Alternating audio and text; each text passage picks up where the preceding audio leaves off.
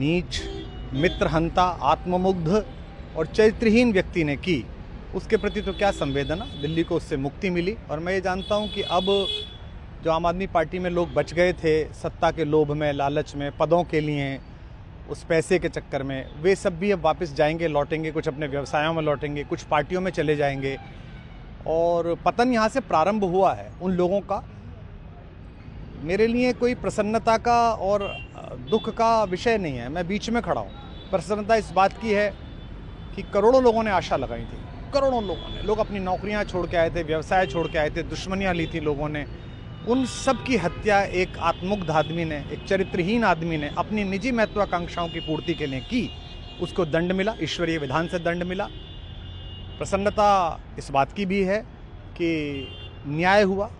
आज जब कहना नहीं चाहिए लेकिन आज टीवी पर जब जंगपुरा का निर्णय आया और सामने दिखाई दिया कि मनीष हार गया, तो सदा तटस्थ रहने वाली और राजनीति से विरत रहने वाली मेरी पत्नी जो है, उसकी आंख में आंसू आ गए, वो रोने लगी, क्योंकि उसी से उसने ये कहा था कि अभी तो है ताकत, और उसने कहा था भैया ताकत सदा तो नहीं रहती। तो ये अहंकार आशा करता हूँ अगले लोग नहीं करेंगे, जो बाकी दल है वो नहीं करेंगे, इससे सबक लेंगे। और दिल्ली के नागरिकों को मैं अच्छे शासन के लिए बधाई देता हूँ। अब भारतीय जनता पार्टी अपने नेतृत्व में सरकार बनाकर दिल्ली के जो दुख थे पिछले 10 वर्ष के, उन्हें दूर करे। और आम आदमी पार्टी के समस्त कार्यकर्ताओं को कहता हूँ कि आपने जिस किसी भी लोभ लालच में, सब कुछ जानते हुए एक ऐसे व्यक्ति के समर्थन में काम किया जिसने अपने मित्रों की पीठ में झुरा घोंपा, गुरु को धोखा दिया, अपने साथ कंधे से कंधा मिला के लड़ने वाली महिलाओं को अपने घर लाके पिटवाया, अपनी निजी सुख और साधन के लिए जनता का पैसा खर्च किया, अब उससे आशा लगानी छोड़ें, अब बाहर निकलें, अपना अपना जीवन देखें। मुझे राघवेंद्र सरकार राम की कृपा मिली, जिनका ये घर है, जिनकी कृपा से मैं यहाँ खड़ा हूँ। मुझ पर कृष्ण कृपा हुई कि मैं इस निर्लज्ज सर्कस से बाहर आ सका। मैं उन सब से भी अच्छे भविष्य की कामना करता हूँ कि वो कोई गंदगी ना फैलाएं कहीं भी, वो लौट जाएं अपने शिविरों में।